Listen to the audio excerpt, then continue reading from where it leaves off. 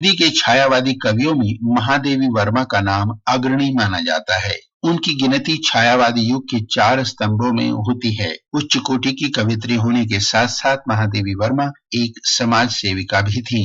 महिलाओं के उत्थान के लिए उन्होंने बहुत से काम किए। केवल इतना ही नहीं बल्कि उन्होंने महात्मा गांधी के साथ देश के स्वतंत्रता आंदोलन में भी सक्रिय भाग लिया। महादेवी वर्मा का जन्म उत्तर प्रदेश के फर्रुखाबाद में 26 मार्च 1907 को हुआ था। उनके पिता श्री गोविंद प्रसाद वर्मा भागलपुर के एक कॉलेज में प्राध्यापक थे। उनकी माता का नाम हेमरानी देवी था। महादेवी जी की शिक्षा इंदौर के मिशन स्कूल से आरंभ हुई। इसके अलावा संस्कृत, अंग्रेजी, संगीत तथा चित्रकला की शिक्षा उन्होंने घर पर पाई। वे 7 वर्ष की अवस्था से ही कविता लिखने लगी थी। 1921 में महादेवी जी ने 8वीं कक्षा में प्रांत भर में प्रथम स्थान प्राप्त किया। यहीं पर उन्होंने अपने काव्य जीवन की शुरुआत की। 1925 में जब उन्होंने मैट्रिक की परीक्षा उत्तीर्ण की, तब तक वे एक सफल कवित्री के रूप में प्रसिद्ध हो चुकी थी। महादेवी जी का कार्यक्षेत्र लेखन, संपादन और अध्यापन रहा। उन्होंने इलाहाबाद में प्रयाग महिला विद्यापीठ के विकास में महत्वपूर्ण योगदान किया। इसकी वे प्रधानाचार्य और कुलपति भी रहीं। महादेवी वर्मा की रचनाओं में मानवीय मूल्य, संवेदना और करुणा के स्वर सबसे अधिक मुखर हुए। उनकी एक ऐसी ही दिल छू लेने वाली रचना के कुछ अंश प्रस्तुत हैं गायिका सरिता पाठक यजुर्वेदी के स्वर में।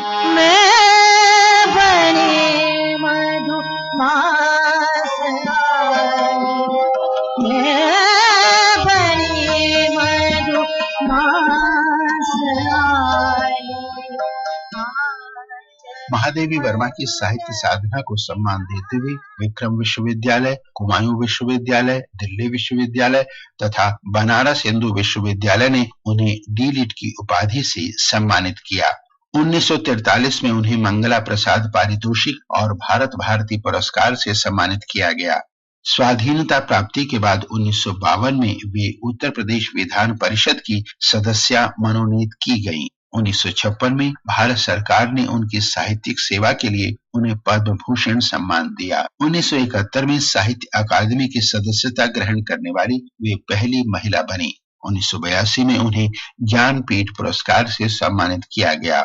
1988 में भारत सरकार ने उन्हें मरणोपरांत पद्म विभूषण सम्मान से अलंकृत किया। दुनिया की पीड़ा को शब्दों में व्यक्त करने वाली हिंदी साहित्य की मीरा 11 सितंबर 1987 को जीवन की सभी पीड़ाओं से मुक्त होकर पंच तत्व में विलीन हो गईं। ये सच है कि महादेवी वर्मा सशरीर हमारे बीच नहीं है, लेकिन हिंदी साहित्य आकाश में उनका नाम ध्रुव तारे की तरह सदैव प्रकाशमान रहेगा। और अब चलते हैं खेल के मैदान में और जानते हैं क्या कुछ हो रहा है वहां पर खास। The 15th edition of the Indian Premier League IPL begins in Mumbai today. The lucrative cricket league gets underway with defending champions Chennai Super Kings taking on Kolkata Knight Riders in the opening game at the Wankhede Stadium in Mumbai this evening. The match will begin at 7:30 p.m. In badminton, top Indian singles players PV Sindhu, Kidambi Srikanth and HS Pranoy will be vying for a spot in the finals of Swiss Open tournament at Basel today. The three continued their impressive run and registered dominant victories yesterday to sail into the semi-finals of their respective events. और अब समय है उन हस्तियों को याद करने का जिनकी आज पुण्यतिथि है या फिर जिनका है आज जन्म दिवस। आज पुण्यतिथि है भारतीय गीतकार और संगीतकार आनंद शंकर की। 26 मार्च 1999 को इनकी मृत्यु हुई थी। इन्होंने अपने जीवन काल में पूर्वी संगीत शैलियों में पश्चिमी संगीत शैली का मिश्रण कर संगीत को एक नया रूप प्रदान किया। इनके 2 संस्करण लॉन्च हुए थे, स्ट्रीट ऑफ कलकत्ता और डांसिंग ड्रम्स। आनंद शंकर 1970 के दशक के दौरान अमेरिका में अपने पहले अंतर्राष्ट्रीय संगीत एल्बम की सफल शुरुआत के बाद भारत वापस आए और यहां पर भी संगीत के क्षेत्र में बहुत ही सक्रिय रहे और अलग अलग तरह के प्रयोग करते रहे। अपने सबसे चर्चित album Anand Shankar and his music को इन्होंने लॉन्च किया, जिसमें एक साथ सितार, गिटार, तबला, मृदंगम, ड्रम और मूग सिंथेसाइजर की आवाज को कंपोज किया गया था। इसी एल्बम को इनकी मृत्यु के बाद 2005 में फिर से लॉन्च किया गया। 26th March is also the death anniversary of German composer and pianist Beethoven. A crucial figure in the transition between the classical and romantic eras in classical music, he remains one of the most recognized and influential musicians of this period and is considered to be one of the greatest composers of all time. Beethoven gained a reputation as a virtuoso pianist and was soon quoted by Karl Alois Prince Lichnowsky for compositions which resulted in Opus 1 in 1795. The piece was a great critical and commercial success and was followed by Symphony No. 1 in 1800. Today is also the birth anniversary of Baba Haridas, a yoga master, a silent monk, and a commentator of Indian spiritual tradition of Dharma and Moksha. He was also an author, playwright, martial arts teacher, sculptor, and builder of temples. और इसी जानकारी के साथ अब समय हो गया है श्रोताओं से विदा लेने का। तो नीलम मलकानी और रेशमा तिवारी को परिक्रमा कार्यक्रम का ये अंक यहीं पर समाप्त करने की दीजिए अनुमति। नमस्कार।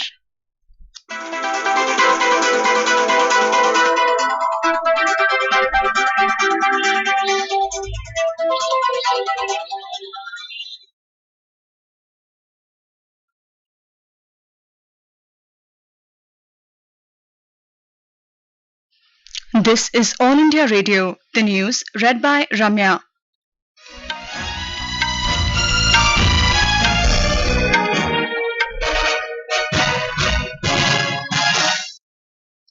As we start the bulletin, we appeal to our listeners to stay safe from COVID-19 by following these 4 simple steps.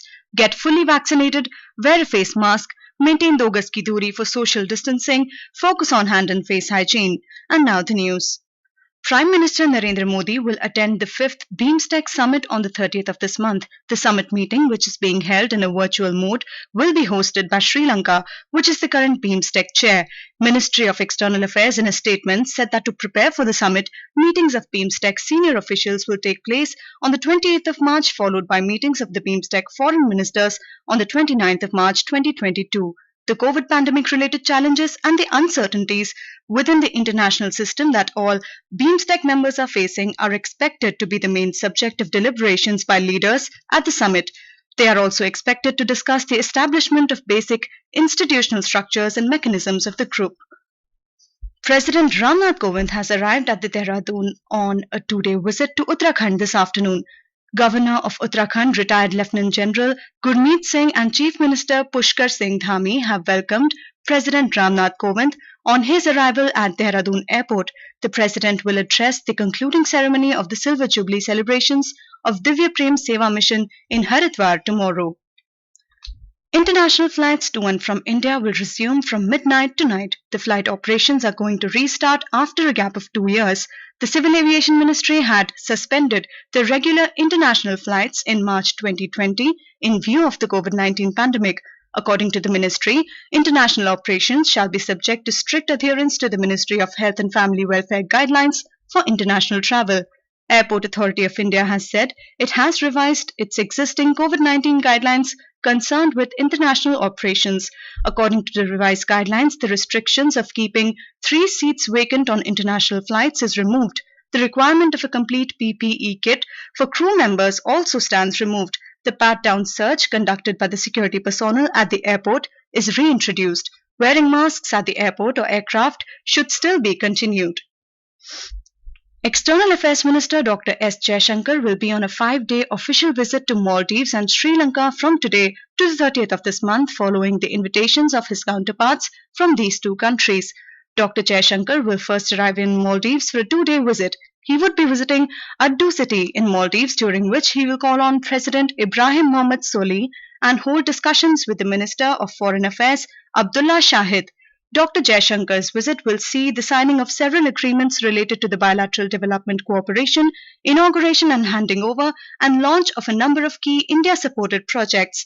The External Affairs Minister will be on a 3-day visit to Sri Lanka from the 28th of March. The visit follows the Sri Lankan Minister of Finance, Basil Rajapaksa, in December last year, and earlier this month, and that of Minister of Foreign Affairs, Professor G.L. Paris, in February this year. The bilateral meetings and interactions which Dr. Jaishankar will have in Sri Lanka highlight the priority that Sri Lanka occupies for India.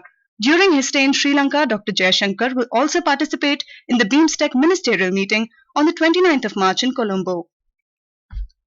Defense Ministry has approved the setting up of 21 new Sainik schools in partnership with NGOs, private schools and state governments. These schools will be set up in the initial round of the government's initiative of setting up 100 new Sainik schools across the country in partnership mode. They will be distinct from existing Sainik schools. These new Sainik schools, besides their affiliation to respective education boards, will function under the aegis of Sainik School Society and will follow the rules and regulations for new Sainik schools in partnership mode prescribed by the society. The Uttar Pradesh government has decided to extend the free ration scheme for the next 3 months in the state. The decision was taken in the first cabinet meeting held today. Addressing the media after the first cabinet meeting of his government, Chief Minister Yogi Adityanath said that the free ration scheme will benefit 15 crore people of the state. लगभग 15 महीनों तक इस योजना का लाभ सभी को देश के अंदर प्राप्त हुआ। आज मंत्रिमंडल ने निर्णय लिया है कि अगले 3 महीनों के लिए इस योजना को प्रदेश के सभी 15 करोड़ लोगों के लिए फिर से हम लोग लागू करेंगे। In another development, senior BJP leader and MLA from Mankapur in Gonda, Ramapati Shastri was sworn in as pro tem speaker of the assembly.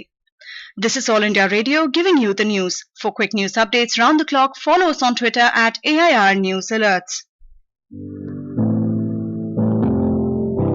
क्या आप कॉम्पिटिटिव एग्जाम की तैयारी कर रहे हैं? ऑल इंडिया रेडियो के नए प्रोग्राम अभ्यास में हमारे विशेषज्ञ आपके सवालों का देंगे जवाब। शनिवार रात 9:30 बजे FM गोल्ड पर। इस बार का विषय है हिस्ट्री। आप इससे जुड़े सवाल व्हाट्सएप करें 9289094044 पर या सवाल ईमेल भी कर सकते हैं abhyas.air@gmail.com पर। इतिहास विषय पर आपके प्रश्न हमें 30 मार्च तक मिल जाने चाहिए। आपका अभ्यास हमारा प्रयास।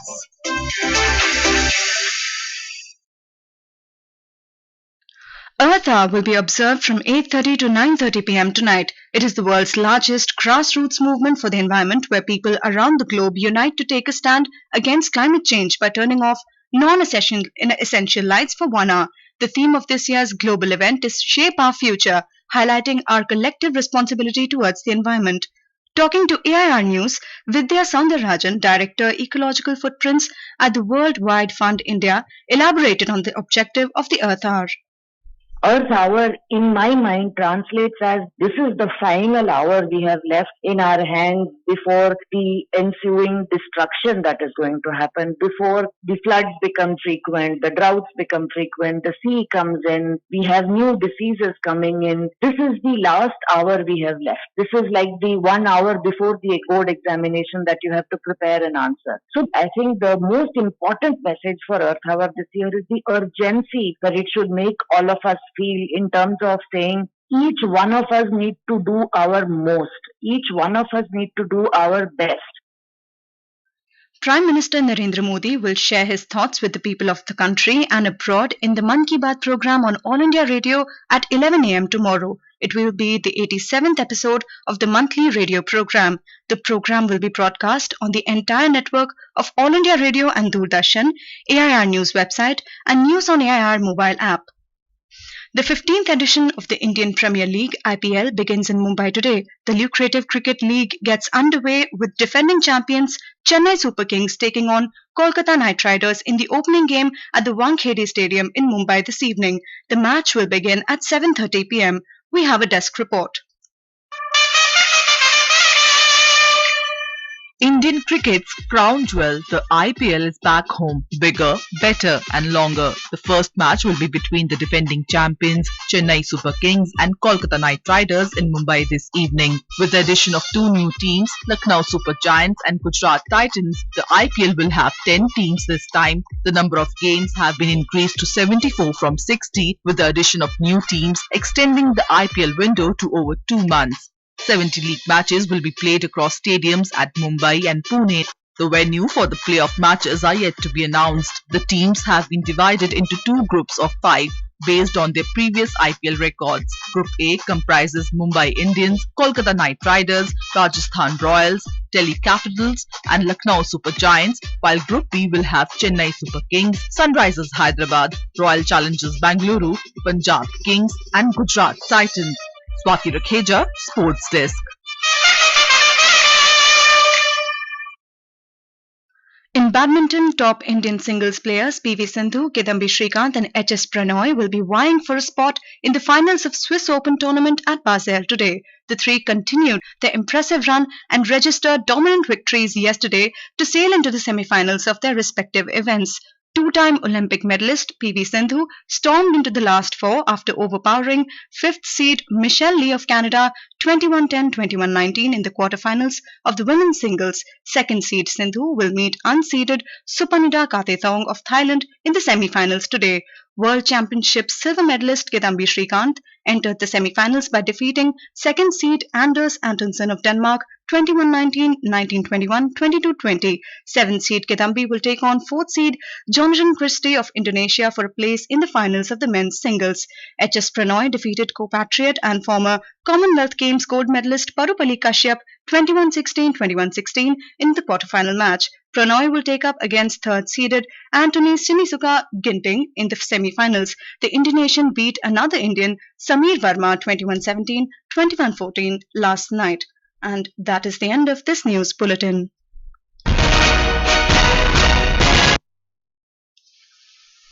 ये आकाशवाणी है। अब आप विमलेंदु पांडे से समाचार सुनिए।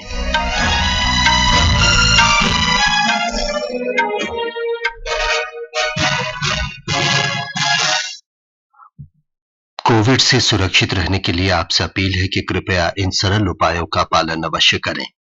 पूर्ण टीकाकरण कराएं, मास्क पहनें, 2 गज की सुरक्षित दूरी बनाए रखें और हाथ और चेहरा साफ रखें। अब समाचार।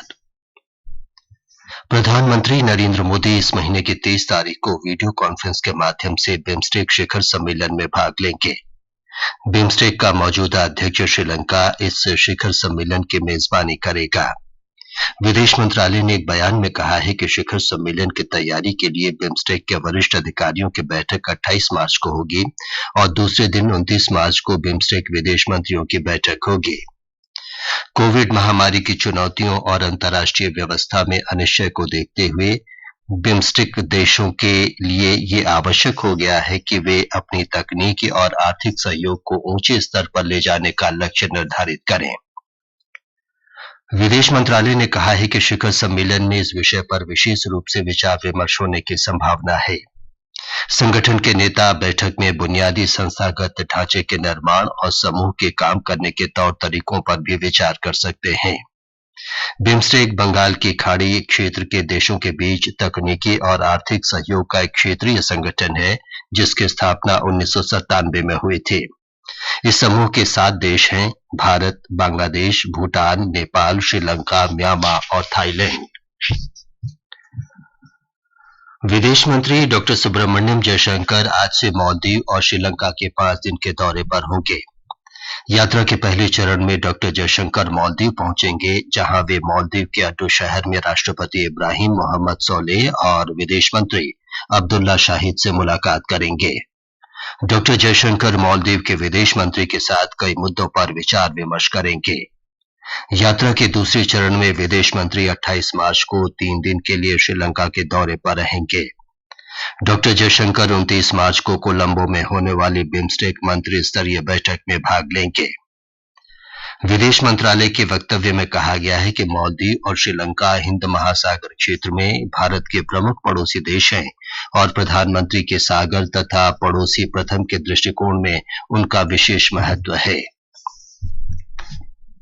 उत्तर प्रदेश सरकार ने राज्य में निःशुल्क राशन योजना अगले 3 महीने के लिए बढ़ा दी है। ये निर्णय आज मंत्रिमंडल की पहली बैठक में किया गया। बैठक के बाद मुख्यमंत्री योगी आदित्यनाथ ने कहा कि निःशुल्क राशन योजना से राज्य के 15 करोड़ लोग लाभान्वित होंगे। इस योजना पर 3,270 करोड़ रुपए का खर्च आएगा। लगभग 15 महीनों तक इस योजना का लाभ सभी को देश के अंदर प्राप्त हुआ। आज मंत्रिमंडल ने निर्णय लिया है कि अगले 3 महीनों के लिए इस योजना को प्रदेश के सभी 15 करोड़ लोगों के लिए फिर से हम लोग लागू करेंगे। कोविड महामारी के दौरान राज्य के गरीब और वंचित वर्गों के लोगों के लिए ये योजना शुरू की गई थी। इस बीच भारतीय जनता पार्टी के वरिष्ठ नेता और गोंडा में मनकापुर से विधायक रमापति शास्त्री को आज विधानसभा का अस्थायी अध्यक्ष बनाया गया। राज्यपाल आनंदीबेन पटेल ने उन्हें शपथ दिलाई। उत्तराखंड विधानसभा के लिए आज श्रीमती रितु खंडूड़ी भूषण निर्विरोध अध्यक्ष पद के लिए चुनी गईं। श्रीमती भूषण राज्य विधानसभा की पहली महिला अध्यक्ष होंगी। इस अवसर पर मुख्यमंत्री पुष्कर सिंह धामी ने कहा कि उत्तराखंड के निर्माण में महिलाओं की महत्वपूर्ण भूमिका रही है। कांग्रेस विधायक प्रीतम सिंह ने भी विधानसभा की पहली महिला अध्यक्ष चुने जाने पर रितु खंडूड़ी भूषण को बधाई दी है। केंद्रीय गृह मंत्री अमित शाह ने आज अहमदाबाद में 16 सिविल अस्पताल में राज्य के पहले श्रवण विज्ञान भाषण भाषा पैथोलॉजी महाविद्यालय का लोकार्पण किया। देश में इस तरह का महाविद्यालय स्थापित करने वाला गुजरात 5वां राज्य हो गया है। रक्षा मंत्रालय ने गैर सरकारी संगठनों, निजी स्कूलों और राज्य सरकारों के साथ साझेदारी से 21 नए सैनिक स्कूलों के गठन को मंजूरी दे दी है। देश भर में 100 नए सैनिक स्कूल बनाने की सरकार की योजना के प्रारंभिक चरण में ये स्कूल खोले जाएंगे। नए स्कूल वर्तमान सैनिक स्कूलों से अलग होंगे। ये सैनिक स्कूल अपने संबंधित शिक्षा बोर्डों के अलावा सैनिक स्कूल सोसाइटी के तत्वावधान में कार्य करेंगे और सोसाइटी द्वारा निर्धारित नियमों का पालन करेंगे। 100 नए सैनिक स्कूलों की स्थापना का उद्देश्य विद्यार्थियों को राष्ट्रीय शिक्षा नीति के अनुरूप गुणवत्तापूर्ण शिक्षा प्रदान करना और उन्हें सशस्त्र बलों में भर्ती होने सहित भविष्य में नए अवसर प्रदान करना है। इससे युवाओं को कल के जिम्मेदार नागरिक बनाने के लिए राष्ट्र निर्माण की दिशा में काम करने का भी अवसर मिलेगा। इस कदम से निजी क्षेत्र सरकार के साथ कंधे से कंधा मिलाकर काम कर सकेगा। मंत्रालय ने कहा है कि इन स्कूलों में सैनिक स्कूलों की तरह ही कक्षा 6 में दाखिला दिया जाएगा। ये समाचार आकाशवाणी से प्रसारित किए जा रहे हैं।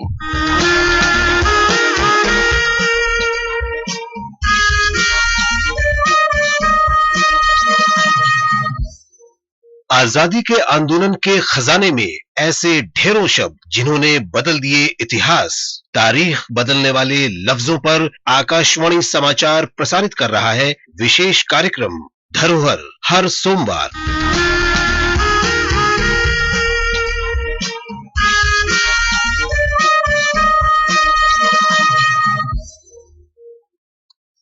राष्ट्रपति रामनाथ कोविंद 2 दिन के उत्तराखंड दौरे पर आज तीसरे पहर देहरादून पहुंचे।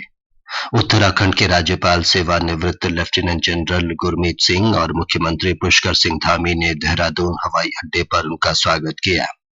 राष्ट्रपति कल हरिद्वार में दिव्य प्रेम सेवा मिशन की रजत जयंती के समापन समारोह को संबोधित करेंगे। प्रधानमंत्री नरेंद्र मोदी परीक्षा पर चर्चा कार्यक्रम में 1 अप्रैल को नई दिल्ली के ताल कटोरा स्टेडियम में विद्यार्थियों, अभिभावकों और शिक्षकों के साथ बातचीत करेंगे। श्री मोदी तनाव मुक्त परीक्षा के बारे में अपने विचार रखेंगे। एक ट्वीट संदेश में श्री मोदी ने परीक्षा योद्धाओं, अभिभावकों और शिक्षकों से इस वर्ष के परीक्षा पर चर्चा कार्यक्रम में शामिल होने को कहा है। इस कार्यक्रम में शामिल होने के लिए कक्षा 9वीं से 12वीं के विद्यार्थियों, शिक्षकों और अभिभावकों का चयन ऑनलाइन प्रतियोगिता के माध्यम से किया जाता है। क्या आप कॉम्पिटिटिव एग्जाम की तैयारी कर रहे हैं? ऑल इंडिया रेडियो के नए प्रोग्राम अभ्यास में हमारे विशेषज्ञ आपके सवालों का देंगे जवाब।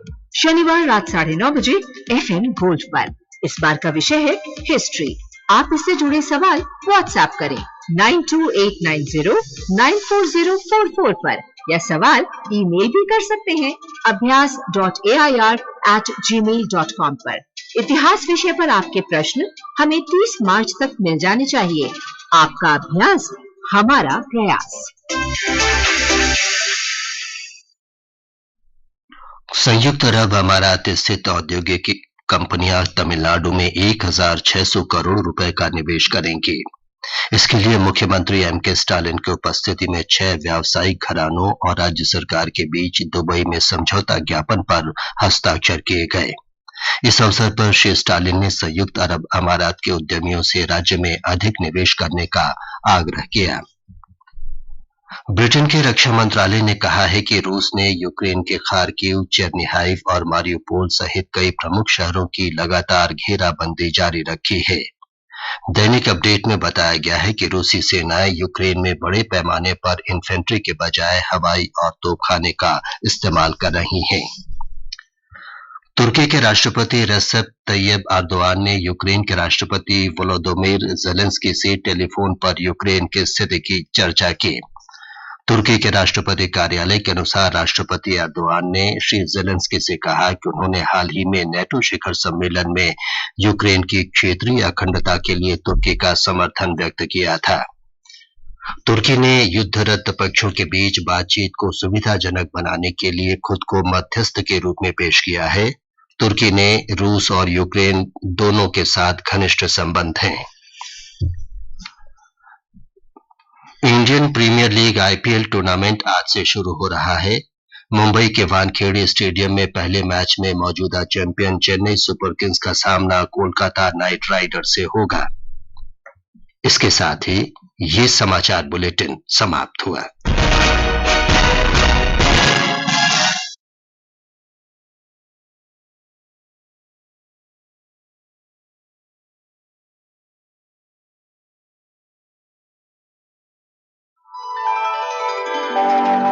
ये है आकाशवाणी और आप सुन रहे हैं एफएम गोल्ड 100.1 पर।